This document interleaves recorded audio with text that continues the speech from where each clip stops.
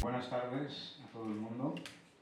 Es un gran placer presentar hoy a Murat Ahmad Khan, creo que lo digo bien, para esta conferencia, La Revolución Mexicana y los Pueblos Indígenas, ¿no? Es para mí un gran honor tener, porque conozco a Murat desde hace muchos años, de cuando fue a México, de cuando se abrió Cervantes. Él es ahora Assistant Professor en la Aligarh University y realmente Aligarh University es uno de los otros sitios en donde realmente el español está floreciendo gracias a los trabajos de Murat y de mucha otra gente. Y me gustaría así decir que él hizo su maestría con una disertación titulada El indigenismo, las políticas para los pueblos indígenas en México postrevolucionario e India independiente. Él hizo esto en el Centro de Estudios Interdisciplinarios de Tlaxcala, en México, y por lo tanto es una persona que conoce muy bien México, que se ha vivido en México, trabaja en México.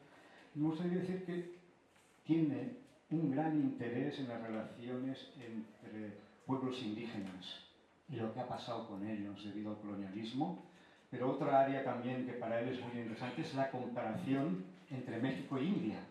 Tiene concretamente una conferencia que me llamó mucho la atención, en la que él precisamente se compara, si no me equivoco, pero no la tengo aquí ahora, se compara precisamente el grado de libertad entre India y México. Espero que hablarás también de esto. Por lo tanto, en Murat Khan tenemos una persona que es especializada realmente en las relaciones Latinoamérica-India. Es también una persona que os puede explicar las diferencias entre Latinoamérica y España, cosa que es muy importante, también ha escrito también sobre eso, ¿no?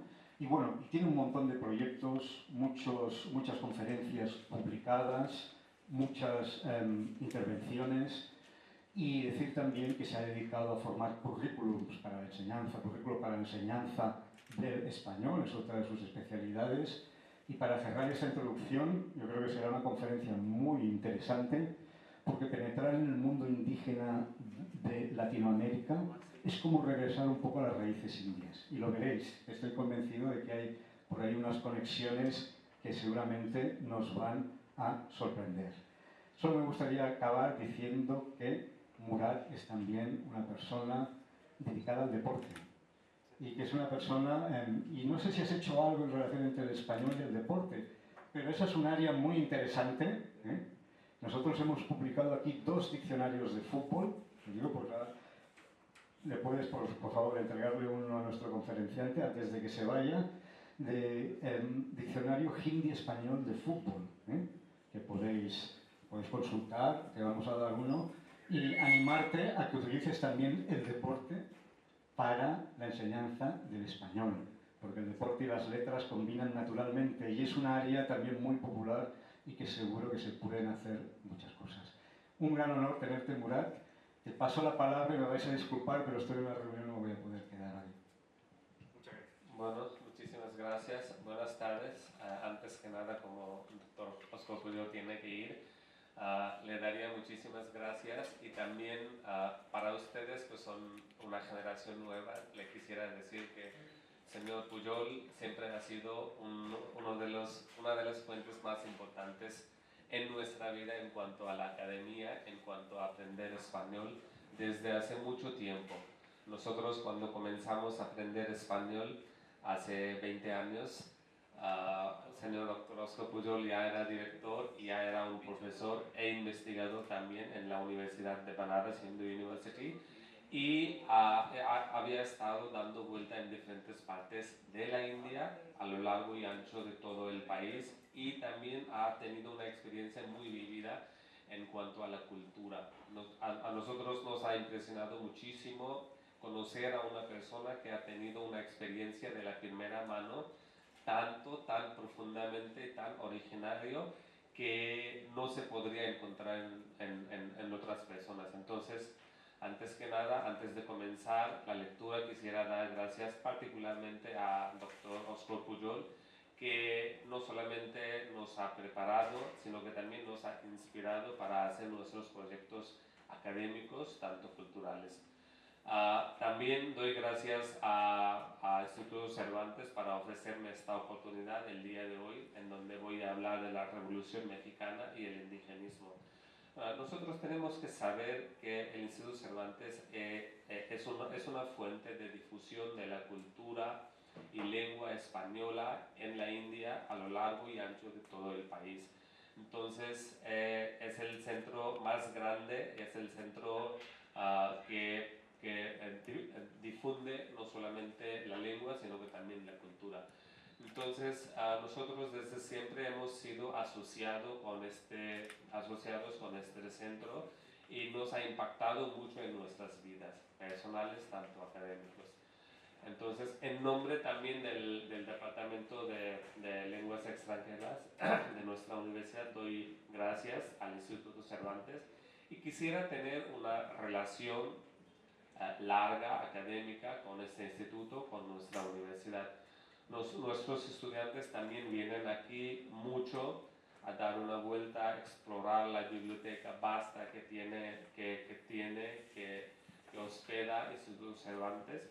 Y no hay, yo podría decir que no hay ninguna biblioteca más grande, además que la biblioteca de Jawaharlal Nehru University, que es otro centro, centro grande de la difusión de la cultura española y lingüística española en todo el país.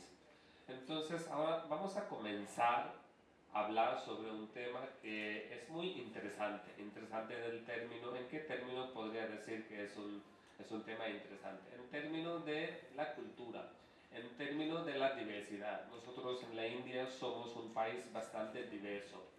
¿Por qué escogí, como podrían ver ustedes, el título de la conferencia, La Revolución Mexicana y los pueblos indígenas, el recorrido literario del indigenismo al indianismo? Entonces quisiera preguntar a todos ustedes, como son ya principiantes del idioma español, que comienzan a aprender el idioma español, podría ser que muchas palabras ustedes no entiendan, porque lo que voy a hablar yo en este momento sería de un estudio bastante amplio, un estudio bastante de la investigación del doctorado y de la maestría que yo había realizado hace una vez en México, en Perú, en Bolivia, en Brasil y en diferentes otros países de América Latina. Yo he estado trabajando como un investigador, un antropólogo desde hace 10 años sobre las cuestiones indígenas, la lingüística, la cultura, la lengua española. ¿Cuál es la diferencia? ¿Qué diferencia podrían ustedes notar entre el idioma que ustedes aprenden, que ha aprendido hasta el momento, el del español? Ustedes deberían saber que siempre hay dos tipos de español que existe, un español europeo, otro español americano. Entonces hay bastante diferencia. Ustedes sabrán, podría ser que no en este momento, no al nivel básico, sino que al nivel intermediario y avanzado, ustedes conocerán las diferencias y las similitudes al mismo tiempo. ¿Cuáles son? Pero ahora, no hablando de la lingüística, sino que voy a entrar en una cuestión de la cultura, una cuestión cultural, que es del indianismo. ¿Qué comprenden ustedes del indianismo? Si se les hago una pregunta, ¿de dónde son? ¿O de dónde sois vosotros? ¿Qué contestaréis? Somos de India, somos indianos. Muchas veces ustedes dicen que somos indios. La nacionalidad. Pero ¿cómo estamos hablando y por qué estamos hablando del indianismo? Indianismo, ustedes deberían saber, también es un término del reconocimiento del pueblo originario de América Latina.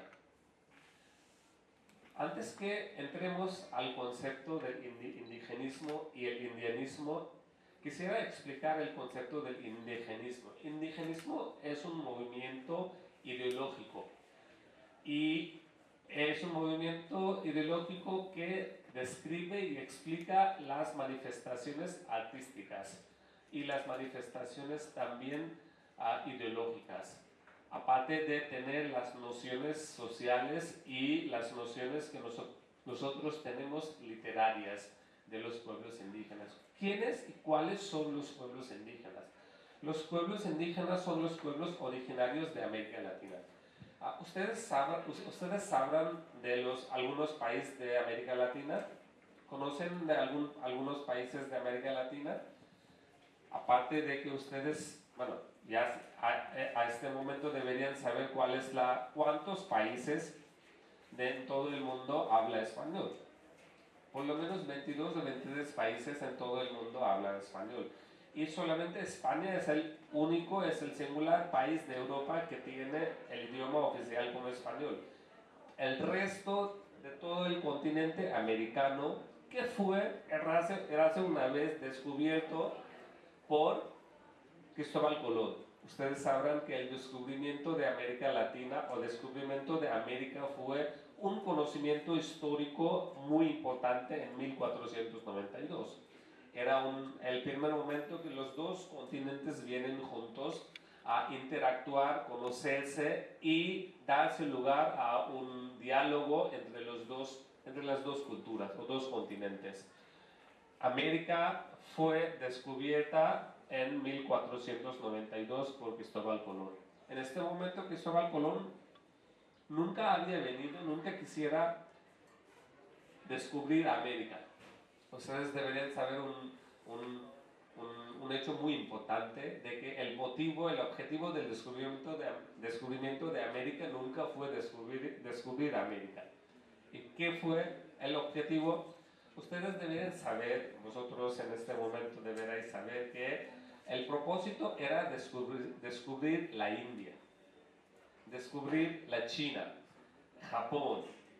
Entonces, estos países eran los motivos por lo cual Cristóbal Colón, con su conjunto de personas e investigadores, propusieron en la corte de Reyes Católicos una propuesta bastante amplia, ambiciosa de descubrir las Indias. Juntos estos países que tuvieron reconocimiento de tener o poseer vastos recursos como oro, como plato y todas otras materias primas que podrían servir muy bien a Europa. Europa no tenía ningún contacto con los países del Oriente, solamente por el vía de mar Mediterráneo. Entonces, para descubrir una ruta subalterna, querían descubrir a las Indias, querían tener contacto con las Indias. Entonces, cuando llegaron a América Latina, es un hecho muy interesante para conocer a ustedes de que Cristóbal Colón murió después de 20 años de haber descubierto América Latina, pensando que había descubierto a la India.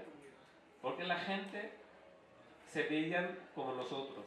La gente se comportaban, bueno, cuando estamos comparando las similitudes, los aspectos físicos y fisiológicos de los países, de la gente de América Latina, ustedes verán que hay muchas similitudes físicas. ¿Han visto alguna película, música, canción, una persona? Habrán seguramente interactuado con las personas que han venido a dar discursos aquí en el Instituto Cervantes. Se ven igualmente. Si no hablan español, consideran ustedes que son indios. Con el mismo concepto, Cristóbal Colón había dado el nombre a los habitantes de los pueblos originarios de la isla de Hispaniola, a donde llegó por primera vez en 1492, en el mes de diciembre. Por eso, ahora, el día de hoy, aún después de 500 años del descubrimiento de América Latina, seguimos llamando a los pueblos originarios de estos países, todos los países de América Latina, como los indios. Pero el nombre artístico, como he dicho, indigenismo es un movimiento ideológico de la manifestación literaria y cultural, aparte de tener nociones políticas y sociales también. El indianismo, lo que estamos viendo aquí, era un tipo del indigenismo narrativo que se ve principalmente en las producciones literarias. de las novelas, poesías, escritos y diferentes tipos de expresiones bilingües en toda la América Latina. Ustedes sabrán la diferencia entre los países de América Latina y Europa. ¿Cuáles son los aspectos que los españoles llevaron a América Latina? ¿Podrían contestarme que sí, en América Latina siempre se hablaba español? No, no es cierto. En América Latina, toda la gente que vive el día de hoy en América Latina tiene una religión como la religión católica. Desde siempre había tenido o habían profesado la religión católica. No. La gente, el pueblo originario de América Latina nunca había profesado una religión monoteísta. Era gente que siempre consideraba a sus varios dioses como sus principales deidades, como sus principales fuentes ideológicas de la religión. Nunca habían tenido una religión bíblica. Cristóbal Colón llevó consigo tres aspectos importantes, tres instituciones que América o el continente entero nunca había considerado, nunca había interactuado. ¿Cuáles eran? Primero, la lengua. Toda la gente de América Latina hablaba una lengua diferente o varias lenguas. ¿Cuáles son estas lenguas? ¿Ustedes saben cuáles son estas lenguas?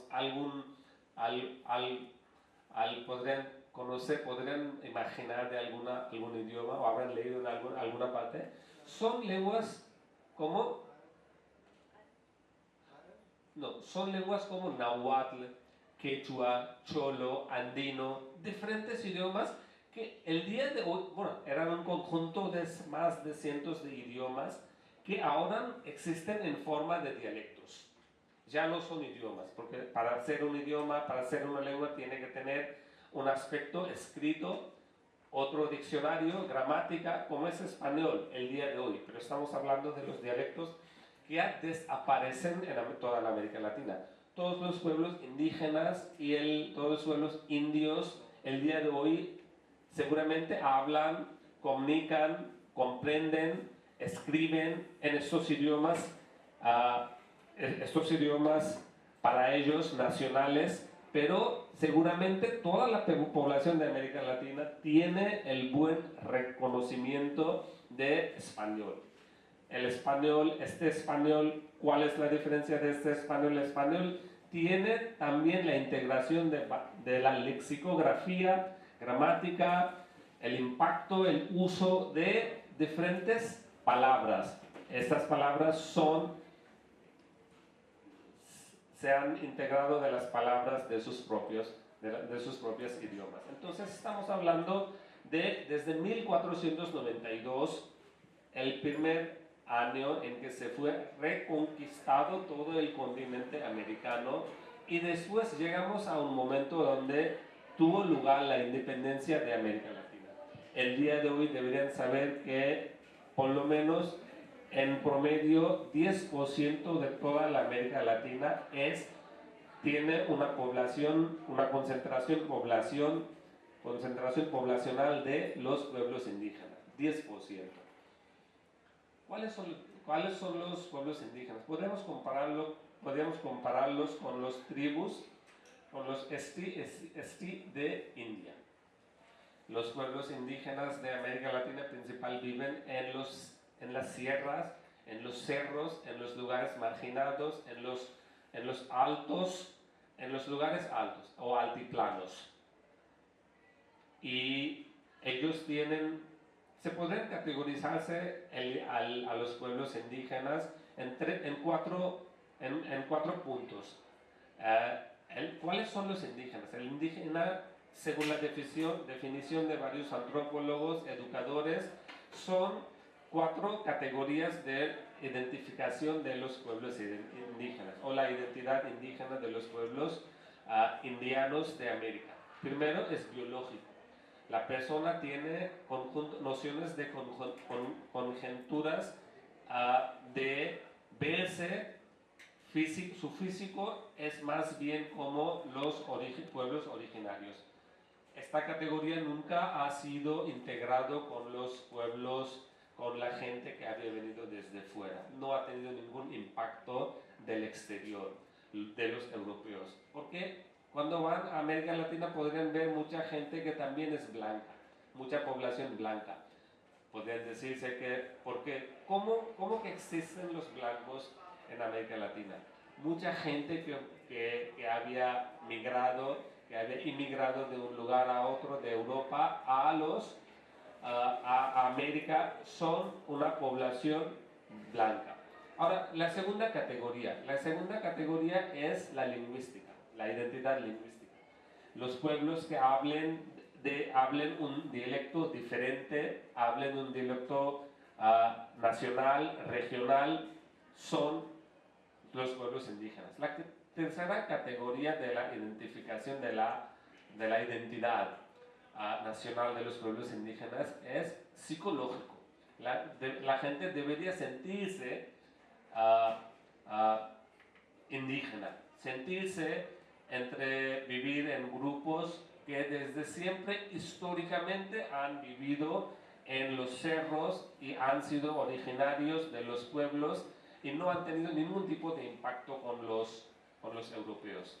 Y la última categoría es regional, que sus regiones generalmente siempre son marginadas, donde viven los pueblos indígenas. Son 4 categorías que nunca han sido impactados con la llegada de los europeos. Cuando llegaron los europeos, la condición de América Latina era totalmente diferente.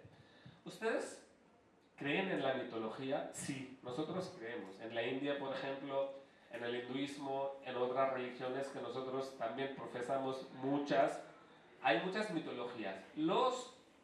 ¿Por qué estoy citando casos de la mitología? Porque a la llegada de los españoles la mitología desempeñó un papel muy importante en la conquista de América o el descubrimiento de América. ¿Por qué es? Los americanos, desde siempre, los indígenas se veían diferente. El color de su piel, su fisiología era totalmente diferente. Los americanos, o ahora podemos decir los latinos, son bajos.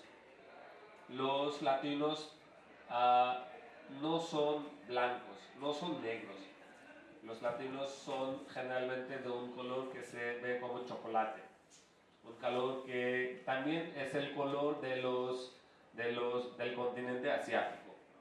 Entonces, cuando llegan los europeos, el color de su piel era blanco. Los europeos eran totalmente blancos, toda la gente.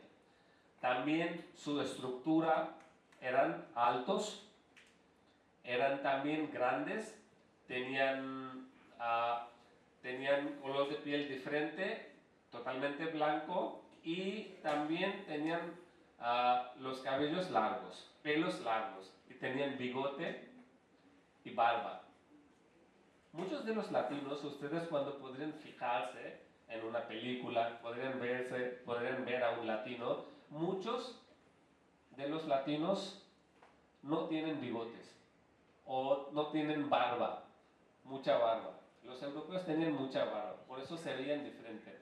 Entonces, la mitología de los pueblos aztecas y los pueblos incas decía desde siempre, desde hace miles de años, ellos tenían 2 principales escrituras como Biblia en reciente tiempo, Chilam Balam y otro libro que se llamaba Popol Vuh. Eran los 2 libros sagrados para los pueblos antiguos de América Latina, principalmente de América Central y de América del Sur. Y se corría una tradición oralidad. Los 2 libros sagrados siempre han existido en la oralidad. Nunca se había producido antes de la llegada de los españoles en una forma escrita.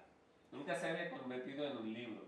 Siempre se iba de de boca a boca, de generaciones a generaciones.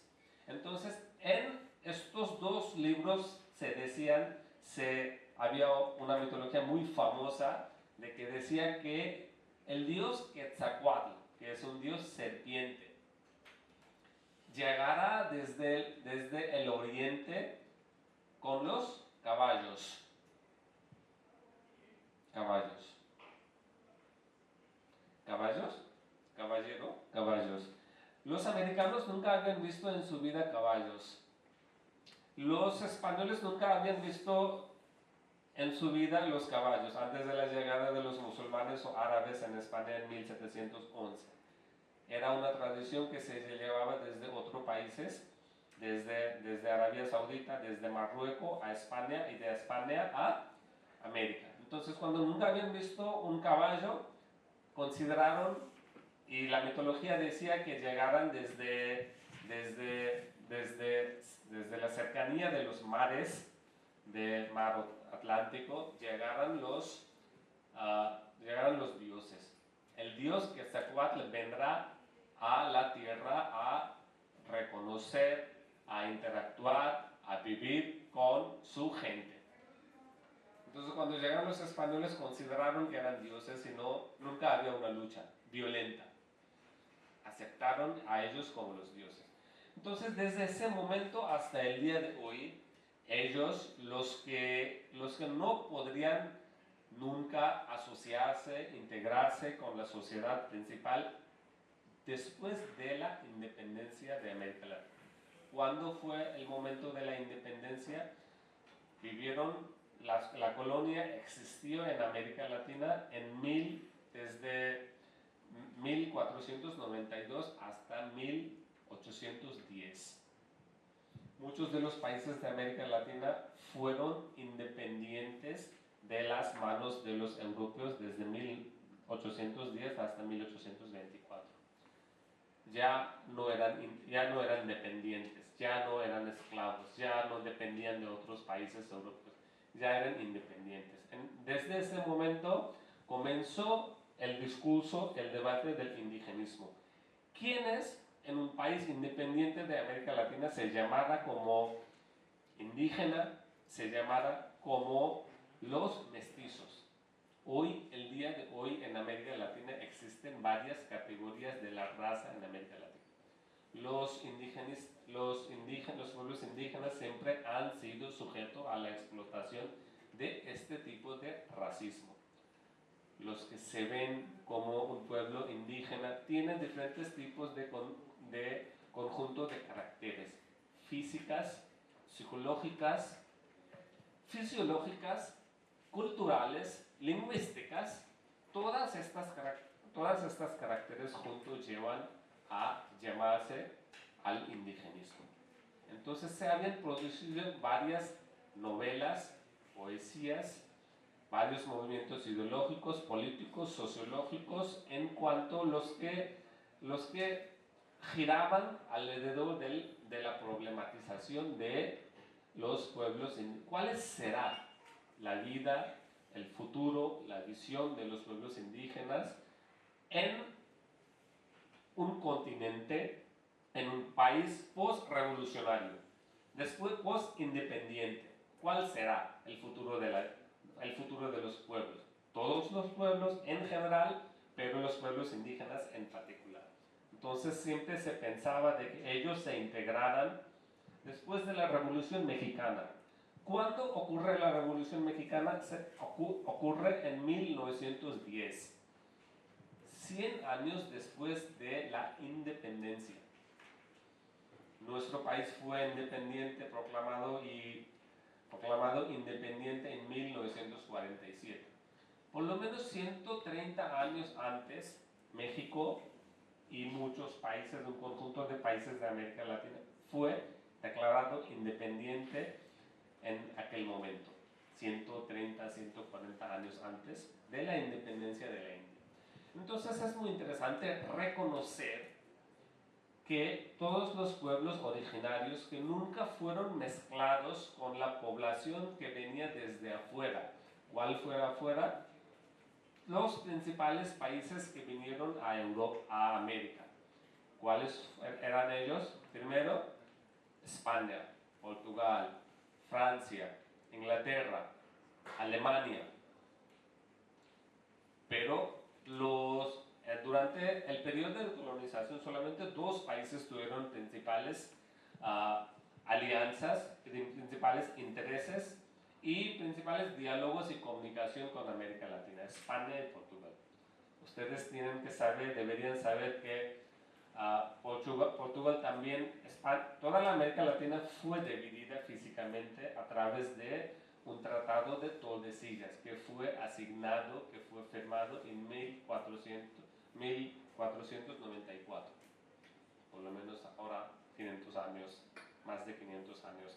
Pero Brasil fue un país declarado en las manos de los portugueses.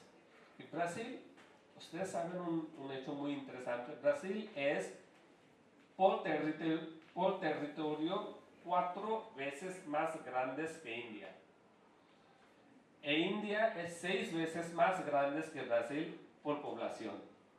Entonces ustedes podrían imaginarse cómo es la densidad poblacional en la India y en otros países de América Latina. Es por dar ejemplo de la densidad de la población y cuánta persona por hectárea vive en los 2 continentes, en los 2 diferentes países que había, que cité, que acabo de citar. Entonces, el indigenismo ha recorrido por una fase muy difícil en cuanto a la vida. El indigenismo era la expresión del sufrimiento de los pueblos que nunca podrían integrarse con la sociedad principal. ¿Cuál era la sociedad principal y cuál sería la sociedad principal y cuál sería la sociedad originaria? Principalmente era la polarización de 2 sociedades. La sociedad principal que era dominada por los criollos. ¿Quiénes eran criollos? Criollos eran descendientes de españoles, los que se casaron, los que vivieron y siempre quedaron en América Latina. Entonces los criollos eran también los blancos, no solamente los... Y otra categoría de la raza americana era mestizos. Y los mestizos es como ahora popularmente llamamos a la población latina, los latinos. Y siempre escuchan ustedes Latin. Latin, es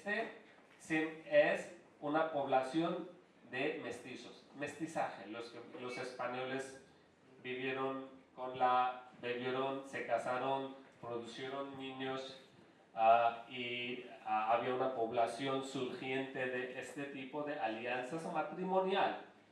Ustedes saben, podrían preguntarme, ¿por qué vemos a los negros en América Latina también?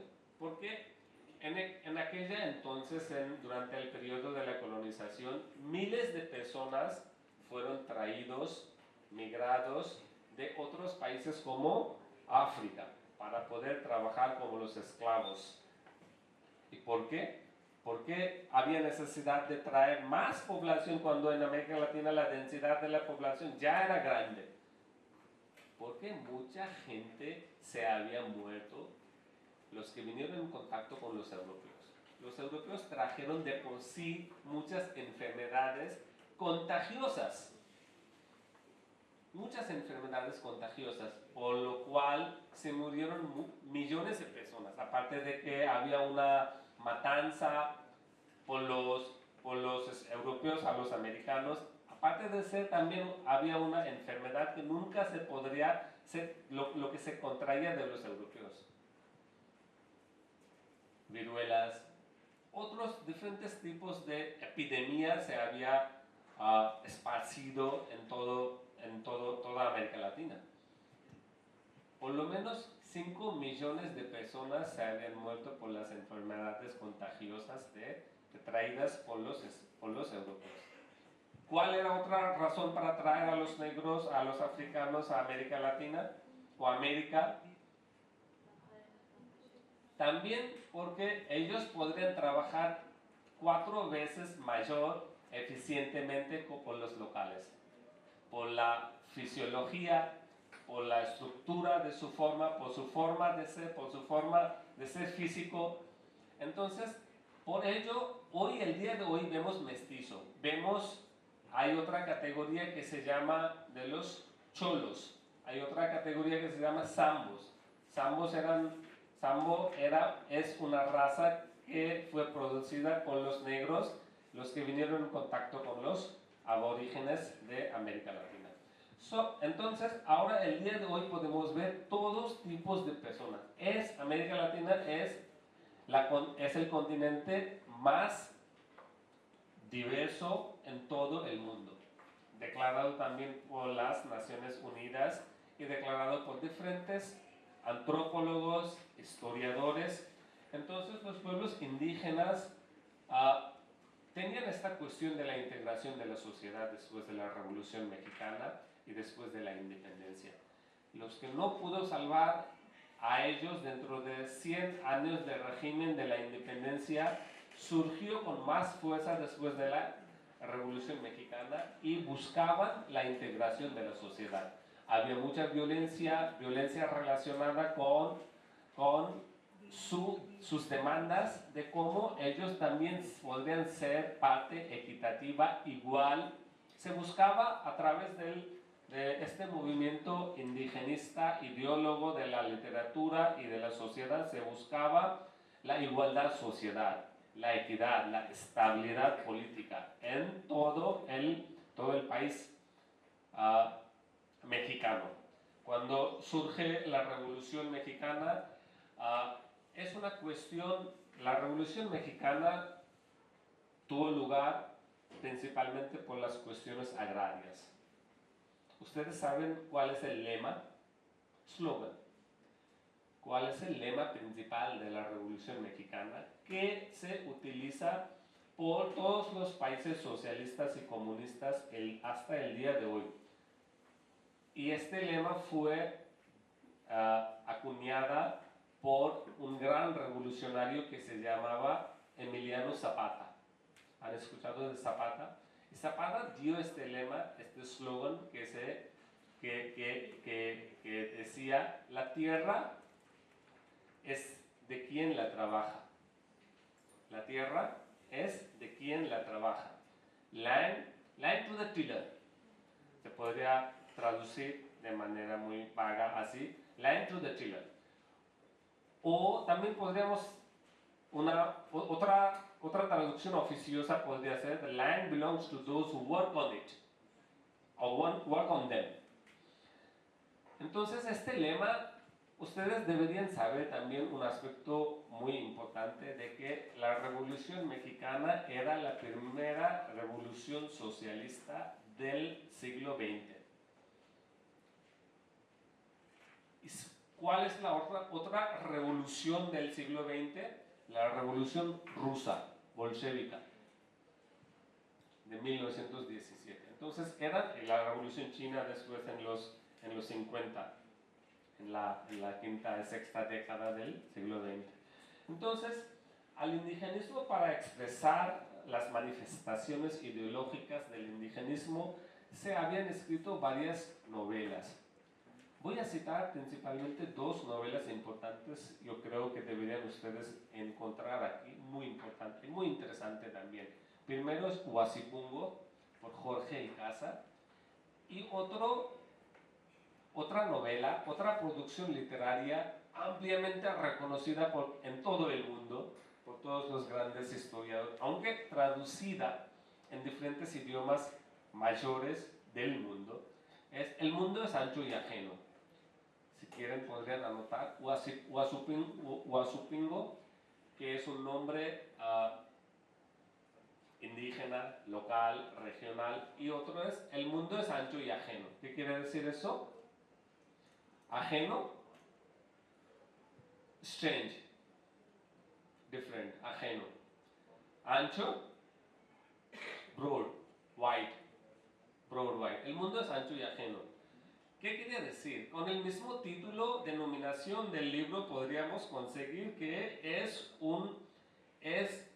habla del sufrimiento, injusticia social, explotación de los pueblos indígenas y los pueblos indios, en donde los grandes industrialistas, los grandes dueños de la industria querían venir a España, querían venir a América Latina, a los pueblos indios, donde tenían grandes reservas de las materias primas, oro, petróleo, minerales, y ellos viven en esos lugares.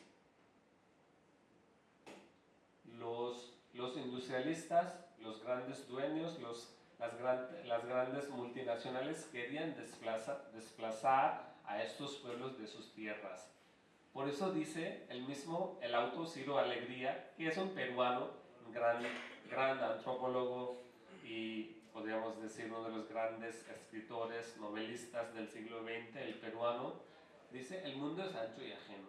Los que venían, con el título podríamos imaginar que los que venían desde fuera de América del Norte, de los Estados Unidos, de Europa, de Francia, de Inglaterra, decían a los pueblos indígenas que podrían irse a otros lugares porque el mundo es ancho y ajeno.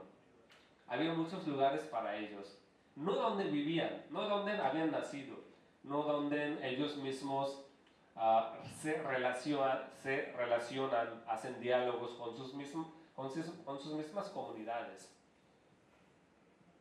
Todos estos pueblos preferían siempre vivir en sus mismas comunidades. Nunca querían ir afuera. Bueno, el día de hoy nosotros tampoco. ¿Cuál es la preferencia de ustedes? ¿Trabajar en su lugar de origen o trabajar afuera? ¿Trabajar en el extranjero? ¿Viajar cientos de kilómetros, miles de kilómetros para poder trabajar en algún lugar? Nunca, nadie lo querrá. Entonces, estamos hablando de, por lo menos cuando no había buena comunicación, no había transporte, no había ninguna facilidades, del siglo XIX, del siglo XVIII. Entonces, ocurre la primera rebelión en 1910 como la manifestación artística en forma de la literatura y en forma del arte. Y esto propiamente nosotros llamamos al indigenismo. Ha recorrido un paso bastante largo, un camino bastante largo para poder llegar al indianismo, lo que también es otra manifestación narrativa, indigenismo narrativo. Entonces, lo que quiero decir para concluir la lectura es el indigenismo ha pasado por diferentes fases desde la Revolución Mexicana, que fue en 1910. Si ustedes quieren conocer bien, no solamente como un planteamiento antropológico, yo he sido un investigador que ha trabajado sobre la antropología, pero si quieren ver desde el punto de vista ortodoxa literaria, podrían leer libros de Carlos Fuentes, La muerte de Artemio Cruz, sobre la Revolución Mexicana. Yo creo que seguramente ha de estar aquí en esta biblioteca también. Otro libro principal, el libro que acabé de mencionar, La muerte de Artemio Cruz, es un libro bastante cosmopolito, reconocido en todo el mundo por el estilo de narración de Carlos Fuentes, uno de los grandes novelistas del siglo XX de México y de América Latina, en español. Otro libro que es muy crucial y que podríamos decir que era la obra maestra acerca de la cuestión de la revolución, novela de la tierra, era Los de Abajo, The Underdogs, traducido en inglés, Los de Abajo, escrito por Mariano Azuela. Entonces, esos son los dos libros principales que ustedes podrían leer, aparte de otros muchos que, como en algún momento quisieran todavía profundizar, precisar sus estudios e investigaciones en el futuro, podrían leer libros de Manuel Gamio, Moisés Sáenz, Gonzalo Aguirre Beltrán, también de Luis Villoro. Todos estos son, aparte de ser escritores poetas, son principalmente investigadores e investigadores, y también ellos se consideran como grandes antropólogos y arqueólogos. Entonces, voy a mencionar solamente de un autor antropólogo, porque sin ello creo que no es completo, sería incompleto hablar del discurso del indigenismo e indianismo. Es Manuel Gamio, que después de la Revolución Mexicana asumió la responsabilidad de ser ministro o subsecretario de la Educación desde 1917. La Revolución Mexicana comienza en 1910 y termina en 1917. Después de allí comienza la problematización de los pueblos indígenas, cómo integrarle a la sociedad principal. Hasta el momento no se ha podido resolver y no se ha podido solucionar también. Aunque el día de hoy casi todos los países de América Latina tienen una resolución constitucional de pluriculturalidad en su constitución, pero todavía yo creo, en mi opinión personal y también como un investigador, el meta de reconocimiento de sus derechos fundamentales no se ha obtenido. Todavía falta mucho para poder reconocer de los gobiernos a estos pueblos dar sus propios derechos. Y esto no se ha podido conseguir. Por eso, antes de que concluya, deberían ustedes conocer que el día 1 de enero de 1994, otra vez había una revolución armada, violenta, contra el gobierno por parte de los indígenas de Chiapas. Es un lugar en México, en el sureste de México, donde hace una vez vivía la civilización maya.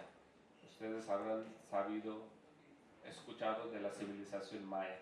Entonces, los mayas vivían en estos lugares y fue el reconocimiento, resurgimiento de otra revolución armada, violenta, para ser escuchados. Porque los pueblos indígenas, aún después de 80 años de la revolución, siempre vivían en las condiciones marginadas, vivían en pobreza, sufrían, no eran cómplices de todo el beneficio económico, toda la ventaja y todo el recurso, todo el dinero, todo el poder del Estado. El Estado siempre les ha negado sus derechos económicos, no solamente fundamentales, pero económicos. El día de hoy, lo que se ha podido reconocer es la educación bilingüe que había comenzado en 1920 por Manuel Gamio. Hasta el día de hoy se recorre esta política pública, porque el indigenismo también se relacionaba a una gran parte, en su mayoría, con las políticas públicas encaminadas para el bienestar de los pueblos indígenas. Entonces, yo creo que fue un tema bastante difícil, y es un tema bastante difícil que relaciona la literatura con la antropología, considero, pero todavía lo que ustedes habían comprendido es un tema interesante. Podrían hacer preguntas o podrían sugerir lo que quieran. Muchas gracias.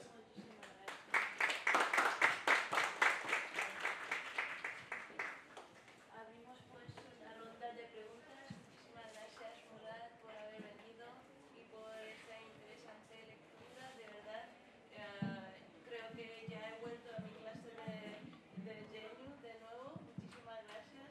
Y si alguien quiere hacer alguna pregunta, por favor, adelante. Creo que estará encantado de responder a cualquier pregunta que tengan ustedes.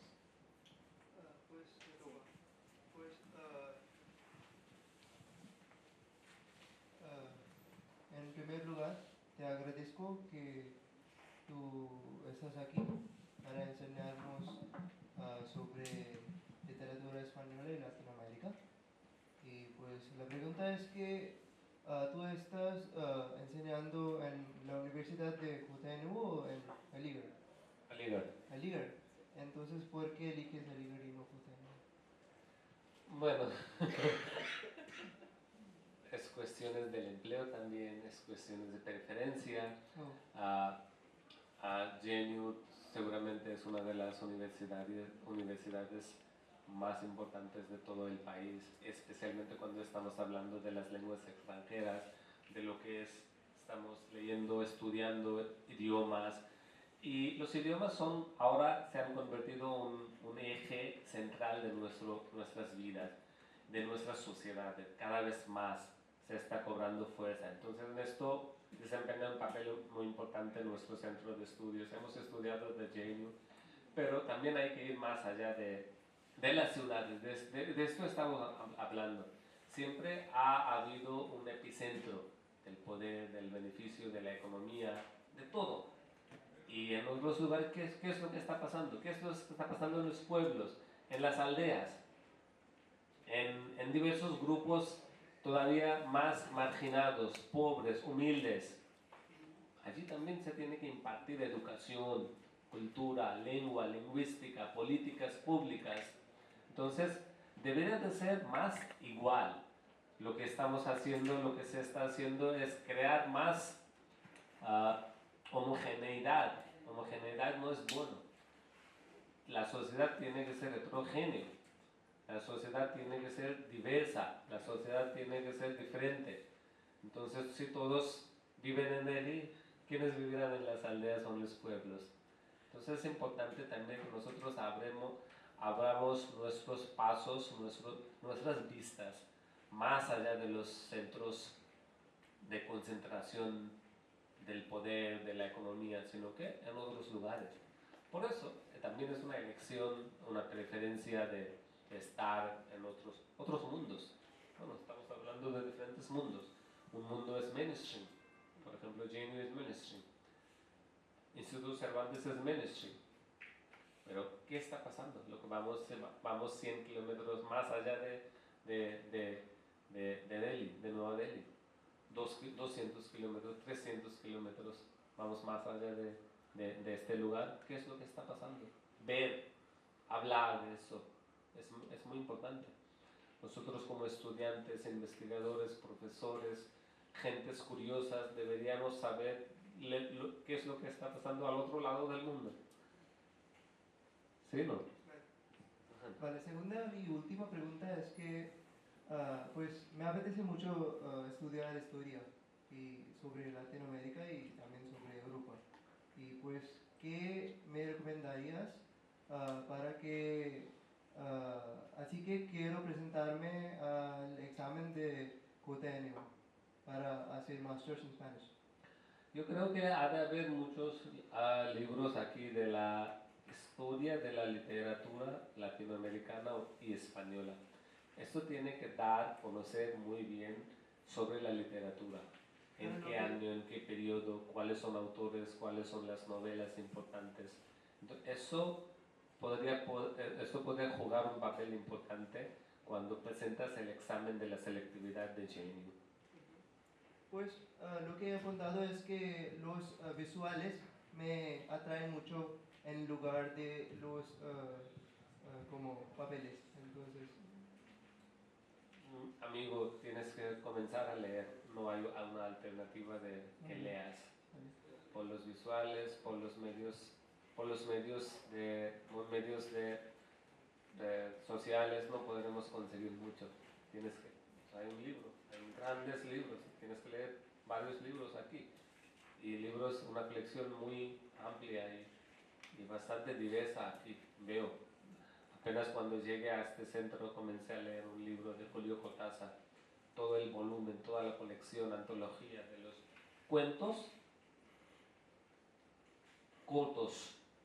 Hay muchos cuentos cortos que te podrán interesar. Hay muchas poesías muy cortas y breves que también te podrán interesar. Los visuales no te sirven mucho, los medios de comunicación. Eso es un mago desencantador. Cada vez te está comiendo más tu tiempo, tu energía. Y somos víctimas, todos nosotros somos víctimas de eso. Yo igual, pero intento.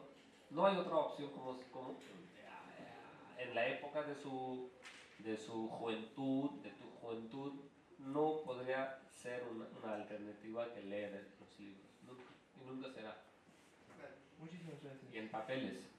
Sí, sí, claro. Gracias.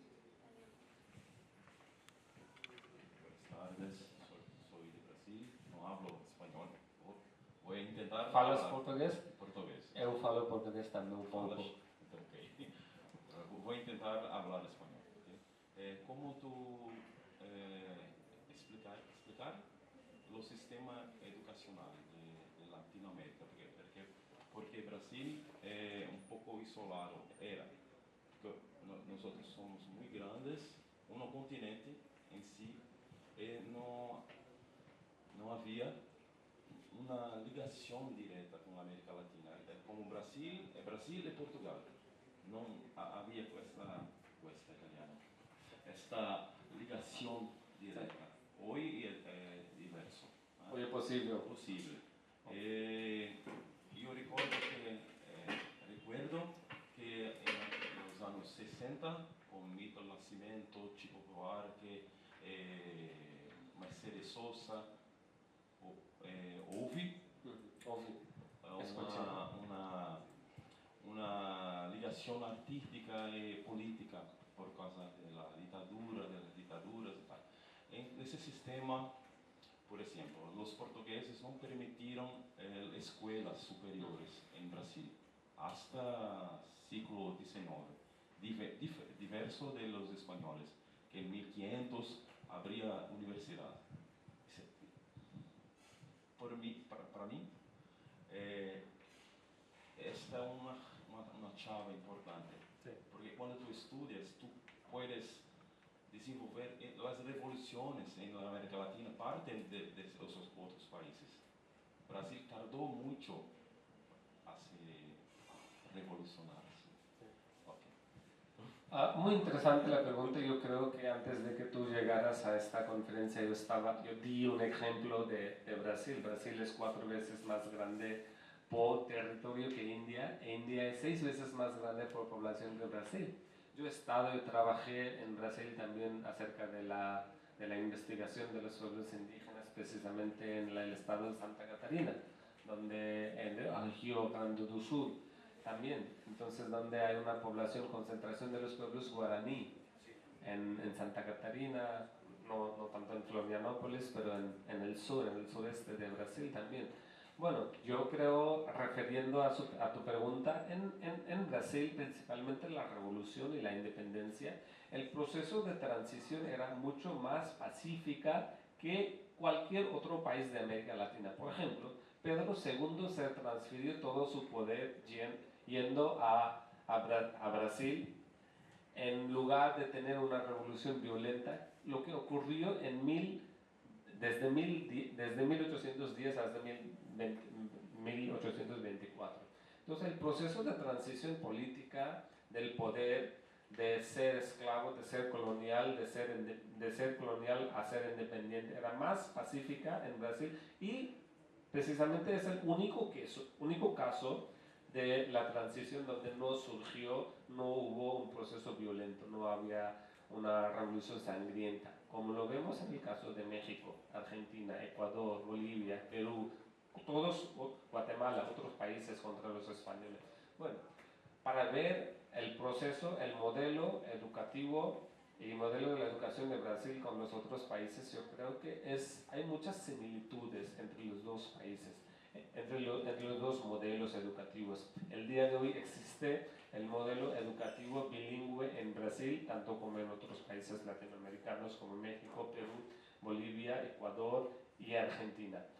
Brasil todavía tiene una ventaja bastante amplia en comparación con otros países latinoamericanos, que los países han tenido bastantes problemas, sufrimientos, violencia, cuando lo comparamos con la integración de las sociedades aborígenes con la sociedad principal, mainstream. En Brasil, la condición económica es mucho mejor que en cualquier otro país, podría ser con excepción a México. Pero en Brasil, los pueblos indígenas como los guaraníes han sido sujetos de explotación explotación históricamente, desde hace más de 200 años, durante el periodo de colonización, cuando los portugueses vivieron como los maestros. Había una discriminación mayor de toda la población brasileña, no solamente de los pueblos, durante el periodo colonial, cuando Luis Villoro, el español y el antropólogo que trabajó en América Latina, especialmente en México, categorizó toda la población en dos categorías. Era nosotros y ellos. Existe el día de hoy también esta categorización, aunque todos los países han obtenido su independencia, y hoy, el día de hoy, estamos viviendo en un modelo económico neoliberal que todavía es mucho más explosivo, que explota más que cualquier otro modelo económico que existió en el siglo XX, principalmente a principios del siglo XX.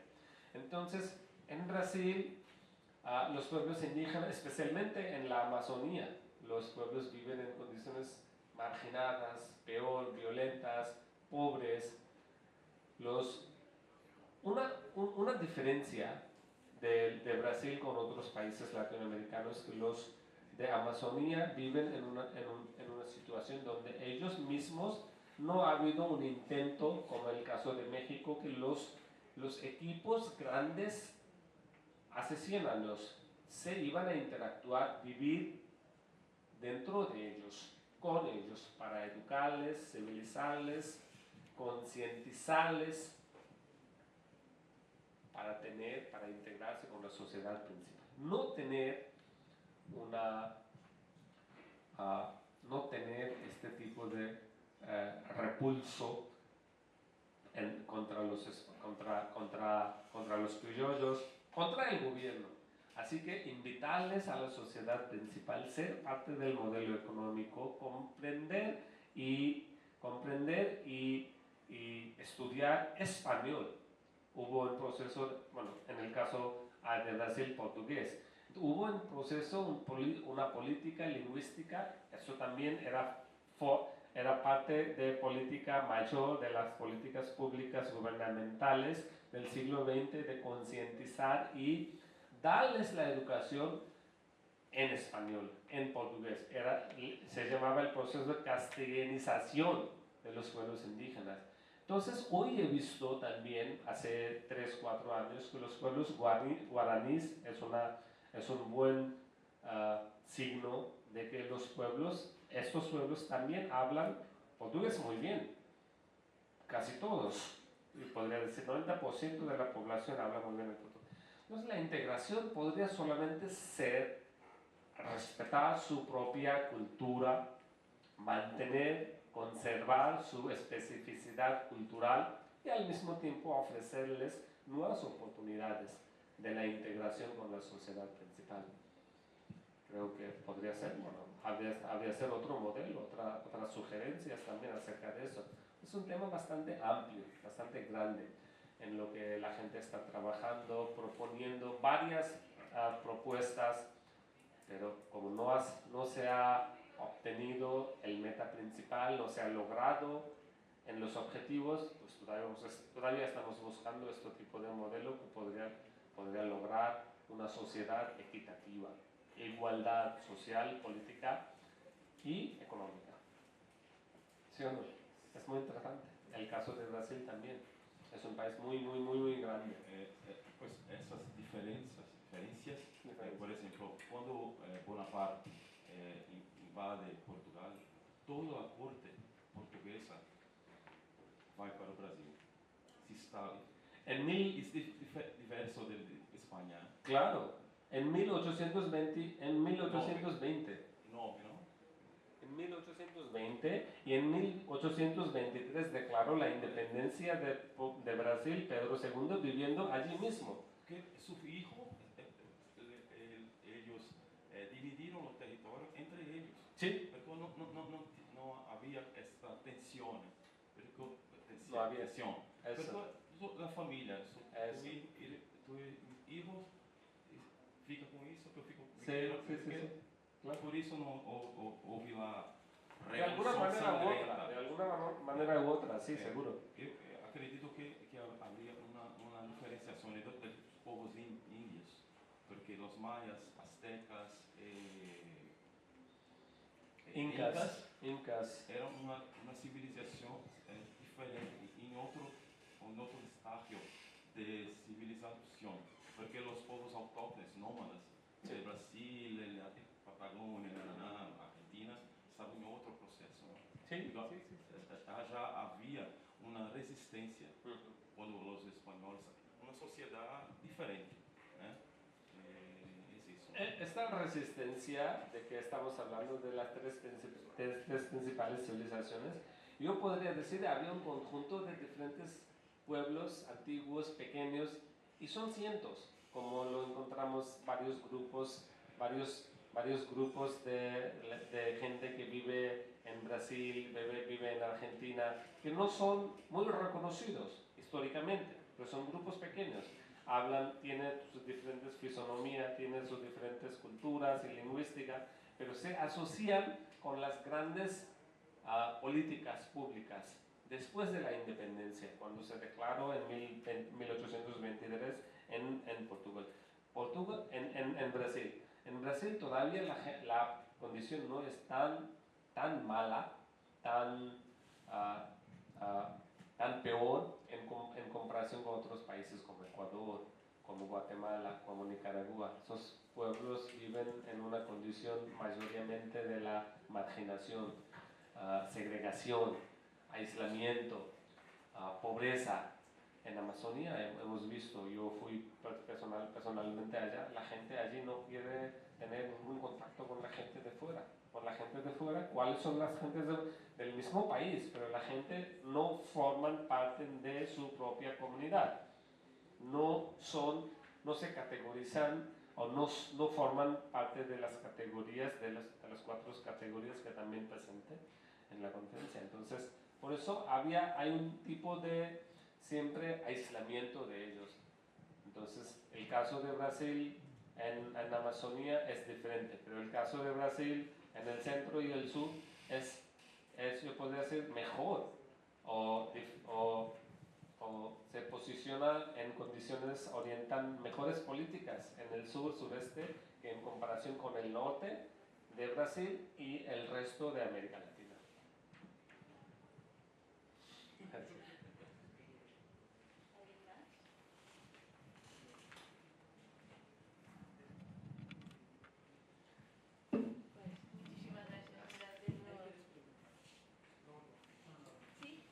Gracias por darnos gracias mucho para darnos un montón de información sobre cultura Latinoamérica. Antes yo sé un poco sobre Revolución Mexicana y Latinoamericana. Y este lector muy interesante. Quiero saber más sobre revolucionario Zapato y podrías decirnos un poco más sobre la revolución mexicana y cómo has dicho que hay un sistema establecido socialista y podrías decir un poco su economía. Yo creo que en el momento que surge la Revolución Mexicana era principalmente por las razones agrarias. Era cuestión de la tenencia de la tierra. Los pueblos indígenas y los pueblos marginados en general tenían la menos extensión de la tierra bajo su posesión. Solamente los pueblos originarios y ellos eran solamente trabajadores, aunque hace una vez eran dueños de estas tierras. Entonces, 2 cuestiones principales acerca de la Revolución Mexicana es la tenencia de la tierra, las cuestiones agrarias. El gobierno, después de 100 años de la independencia de los países, de las manos de los europeos, no ha podido hacer caso de las principales preocupaciones de la tierra, de la agricultura. Si quieres saber un poco más, podría relacionar estas cuestiones en una revista literaria de Juan Rulfo.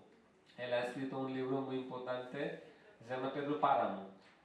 Esto Pedro Páramo solamente es, bueno, mucha gente considera que es un libro primer libro de realismo mágico, pero es un libro que plantea muchos cuestionamientos antropológicos, sociológicos, si se lee con esta perspectiva. Yo lo he leído con esta perspectiva. Ver qué es lo que está pasando de las tierras, qué había pasado. Toda la gente está segura, toda la gente piensa, antropólogos, historiadores, intelectuales, la gente educada, llega a un consenso de que la Revolución Mexicana era una revolución que había fallado. La revolución había fallado. Carlos Fuentes, en su libro La muerte de Artemio Cruz, seguramente ello orienta al mismo planteamiento y a la misma orientación que la Revolución Mexicana había fallado. Es un caso fallado, pero todavía se logra muchísimo, porque todas las revoluciones siguientes del futuro, de generaciones venideras, vienen de esta Revolución Mexicana, vienen de este caso fallado. Entonces no es un caso fallado. Entonces es la tenencia de la tierra. La gente que tenía mucha tierra antes de la llegada de los europeos en el periodo colonial ya no tiene nada de tierra, los que eran dueños. Por eso el lema se acuña acerca de esta problematización que la tierra es de quien la trae. Y Emiliano Zapata, él mismo no es una persona, él mismo no es un campesino, no pertenece, no es un trabajador, es una persona que también tiene grandes lotes de la tierra. Es una persona política, es una persona que viene de una familia pudiente, pero todavía comprende esta cuestión. Era un gran revolucionario. Imagínense lo que pasa en el primer de enero de 1994 como una respuesta de sufrimientos de décadas de los pueblos indígenas en toda América Latina en general, México en particular, y en Chiapas todavía más específicamente.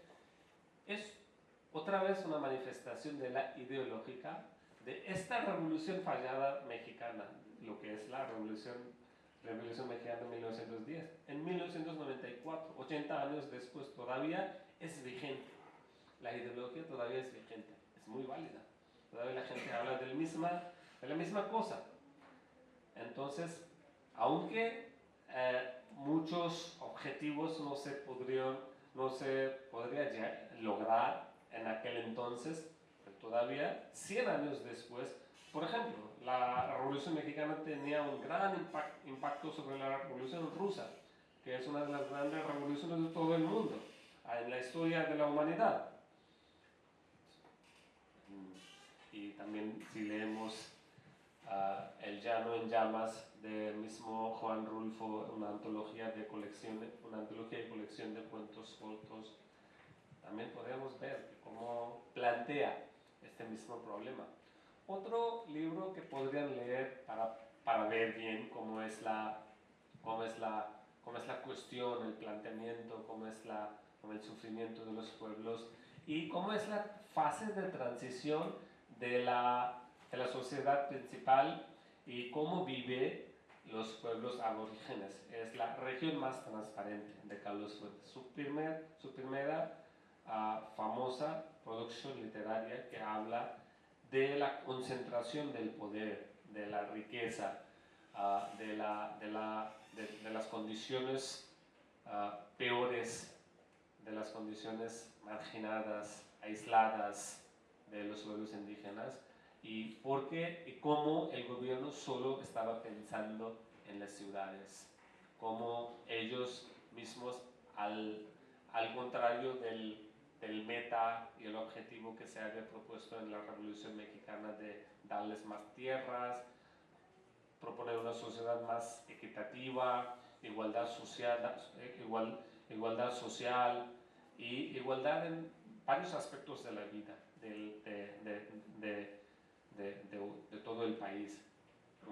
La sociedad como una nación, y nación que logre un objetivo común. Y este objetivo era el bienestar de todos, no de unos cuantos, no de esta categoría de discriminación entre nosotros y ellos, los que, como decían los españoles, como decían los europeos, de toda la gente aborígenes como ellos y toda la gente blanca que había venido de Europa como nosotros. Más o menos esto, yo creo que podría responder la curiosidad.